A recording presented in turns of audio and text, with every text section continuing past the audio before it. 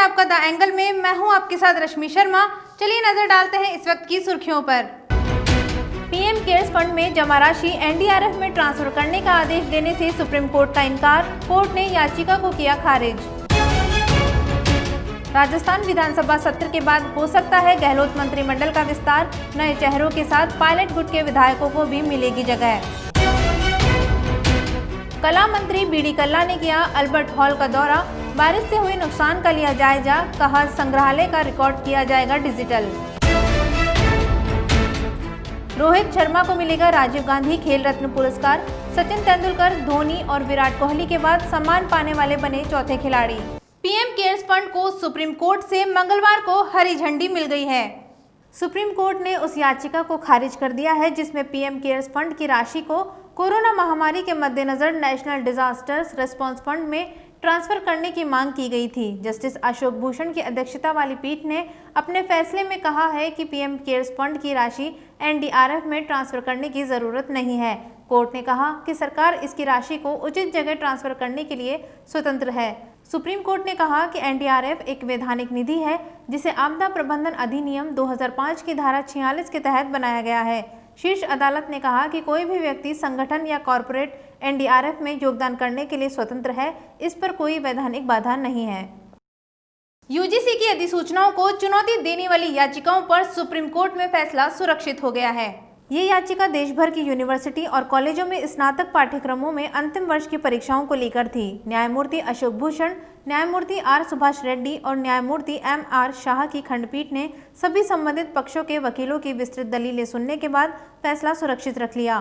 Court ने सभी पक्षों को 3 दिन के भीतर अपना लिखित पक्ष उसके समक्ष पेश करने का आदेश भी दिया। पूर्व राष्ट्रपति प्रणब मुखर्जी की स्वास्थ्य की स्थिति में कोई बदलाव नहीं आया है। उन्हें लगातार जीवन रक्षक प्रणाली पर रखा गया है और उनके वाइटल पैरामीटर स्थिर हैं। इस बात की जानकारी सेना के रिसर्च एंड रेफरल अस्पताल ने दी, जहां 84 साल के मुखर्जी भर्ती हैं। उनकी हालत में किसी तरह का बदलाव नहीं आया। अस्पताल ने बताया था कि उनकी हालत लगातार गंभीर बनी हुई है। उनके वाइटल और क्लिनिकल पैरामीटर स्थिर हैं। उन्हें वेंटिलेटर सपोर्ट पर रखा गया है और उनकी हालत पर गंभीरता से नजर रखी जा रही है। गोवा के राज्यपाल सत्यपाल मलिक का तबादला करके उन्हें मेघालय का राज्यपाल नियुक्त किया गया है। वहीं महाराष्ट्र के राज्यपाल भगत सिंह कोश्यारी को गोवा का अतिरिक्त कार्यभार दिया गया है। राष्ट्रपति रामनाथ कोविंद ने इसका आदेश जारी किया है। ये नियुक्ति उस दिन से अमल में आएगी जिस दिन राज्यपाल अपना कार्यभार संभालेंगे। गोवा से पहले मलिक जम्मू कश्मीर के राज्यपाल का कार्यभार संभाल चुके हैं। बाद में उन्हें गोवा के उपराज्यपाल का जिम्मा सौंपा गया था। अब वे मेघालय के राज्यपाल के तौर पर मिली जिम्मेदारी का वहन करेंगे। मध्य प्रदेश के मुख्यमंत्री शिवराज सिंह चौहान ने सूबे की सरकारी नौकरियों को लेकर बड़ा ऐलान किया है।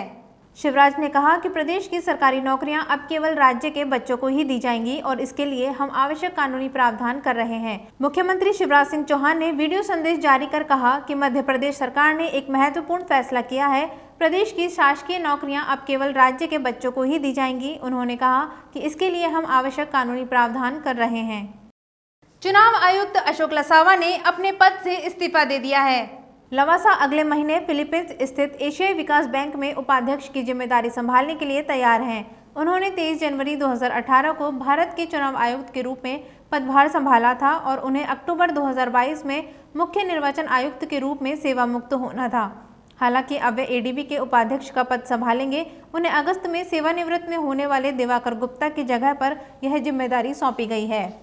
राजस्थान कांग्रेस में चले सियासी संग्राम का अब युद्ध विराम हो गया है। राज्य के प्रभारी पद से अविनाश पांडे को हटाकर अजय माकन को जिम्मेदारी सौंप दी है। ऐसे में अब प्रदेश में जल्द ही राजनीतिक नियुक्तियां और मंत्रिमंडल में फेरबदल किया जाएगा। सूत्रों के अनुसार इस महीने के अंत में या सितंबर के पहले सप्ताह में मंत्रिमंडल का विस्तार किया जा सकता है। राजस्थान कैबिनेट में कुल सदस्यों की संख्या 30 तक हो सकती है। सूत्रों के अनुसार मौजूदा मंत्रियों में से 5 या 6 की छुट्टी भी हो सकती है। वहीं पायलट कैंप के 6 विधायकों को भी मंत्री बनाया जा सकता है। माना जा रहा है कि बसपा से आने वाले विधायक राजेंद्र गुढ़ा और निर्दलीय विधायक संयम लोढ़ा को मंत्रिमंडल में जगह दी जा सकती है। ऐसे कई नाम हैं जो मंत्रिमंडल में शामिल होने की दौड़ में हैं। कला, साहित्य एवं पुरातत्व विभाग मंत्री बीडी कल्ला ने रामनिवास बाग में अल्बर्ट हॉल म्यूजियम का दौरा किया। वहां गत शुक्रवार को ही भारी बारिश के कारण हुए नुकसान का जायजा लिया। उन्होंने म्यूजियम के अंडरग्राउंड में रिकॉर्ड रूम, स्टोर रूम एवं अन्य सेक्शंस के साथ गैलरीज में जाकर बारिश से भीगे रिकॉर्ड को रिकवर करने के लिए किए जा रहे प्रयासों के बारे में जानकारी ली। डॉक्टर कल्ला को मौके पर पुरातत्व विभाग के निदेशक प्रकाश चंद शर्मा एवं संग्रहालय के अधिकारियों ने बारिश से हुए नुकसान के बाद रिकॉर्ड को फिर से दुरुस्त करने के लिए किए जा रहे प्रयासों से अवगत कराया। डॉक्टर कल्ला ने बताया कि संग्रहालय के स्टोर में जो ऐतिहासिक कलाकृतियों एवं सामग्री संरक्षित है, उनका उपयोग करते हुए भविष्य में जयपुर में एक और म्यूजियम बनाने की दिशा में कार्य किया जाएगा। इसके लिए अधिकारियों को निर्देश दिए गए हैं। देखिए, एकाएक 14 तारीख को जो बारिश आई उसके कारण चारों तरफ का पानी यहाँ पर आकर के अंडरग्राउंड में भर गया था। करीब 6 से 7 फीट पानी आ गया था। हमारे कर्मचारी यहाँ मौजूद थे, उन्होंने काफ़ी अच्छा काम किया और तुरंत मम्मी जो 2500 वर्ष पुरानी थी उसको बचाया और जो कीमती सामान था A ग्रेड का उनको सबको सुरक्षित रखा। लेकिन हमारे जो रिकॉर्ड, कंप्यूटर्स और प्रिंटर्स वगैरह उनको काफ़ी नुकसान हुआ, वो पानी में डूब गए थे। तो रिकॉर्ड को आप देख रहे हो, सबको हम सुखा रहे हैं और उम्मीद है कि इसको डिजिटल कर लेंगे जो नई कहीं से हो रहे हैं उनको, और आगे से डिजिटल रिकॉर्ड रखने की व्यवस्था करेंगे। चिकित्सा मंत्री डॉक्टर रघु शर्मा ने कहा कि कोरोना बीमारी की रोकथाम के लिए सरकार हर संभव प्रयास कर रही है। इसको लेकर मुख्यमंत्री अशोक गहलोत ने एक समीक्षा बैठक भी की। चिकित्सा मंत्री ने कहा कि कांग्रेस की सरकार ने स्वास्थ्य सेवाओं पर सबसे ज्यादा जोर दिया है। चिकित्सा मंत्री ने बताया कि प्रदेश के सभी जिला चिकित्सालय और मेडिकल कॉलेज से संबद्ध अस्पतालों में जल्द ही ऑक्सीजन युक्त शैय्याओं में बढ़ोतरी की जाएगी। उन्होंने कहा कि सरकार का पूरा जोर कोरोना से होने वाली मृत्यु दर को कम करने पर है। ऐसे में रात्रि में ऑक्सीजन का सैचुरेशन कम होने के चलते मरीजों को ज्यादा परेशानी होती है। ऐसे में सभी अस्पतालों में प्रशिक्षित नर्सिंग कर्मी और स्टाफ लगाने के भी निर्देश दिए गए हैं। उन्होंने बताया कि रात्रिकालीन ड्यूटी देने वाले नर्सिंग कर्मियों को प्रोत्साहित करने पर भी विचार किया जा रहा है। चिकित्सा मंत्री ने कहा कि 2000 डॉक्टर्स की भर्ती प्रक्रिया पूरी कर ली गई है। मुख्यमंत्री जी ने प्रदेश में कोरोना की महामारी की रिव्यू मीटिंग कर ली और उसमें अनेक डिसीजंस लिए। सबसे बड़ी बात तो ये कि राज्य के हेल्थ इंफ्रास्ट्रक्चर पे कांग्रेस पार्टी की सरकार ने सबसे ज़्यादा जोर दिया है।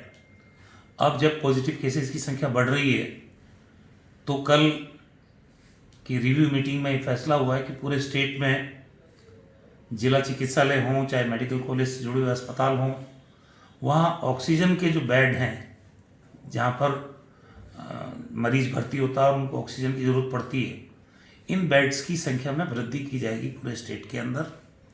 और रात के समय, क्योंकि मृत्यु दर घटाने पर हमारा पूरा फोकस है, रात के समय में ऑक्सीजन का सैचुरेशन कम होने से मरीज को परेशानी ना हो, उसके लिए पर्याप्त नर्सिंग कर्मी, ट्रेंड नर्सिंग कर्मी लगाए जाने का, साथ में जो नर्सिंग कर्मी रात में हार्ड ड्यूटी देते हैं उनको कुछ प्रोत्साहित करने के लिए भी, एक्सरसाइज करने के लिए विभाग को कहा है। क्रिकेटर रोहित शर्मा को देश के सर्वोच्च खेल पुरस्कार राजीव गांधी खेल रत्न पुरस्कार से सम्मानित किया जाएगा।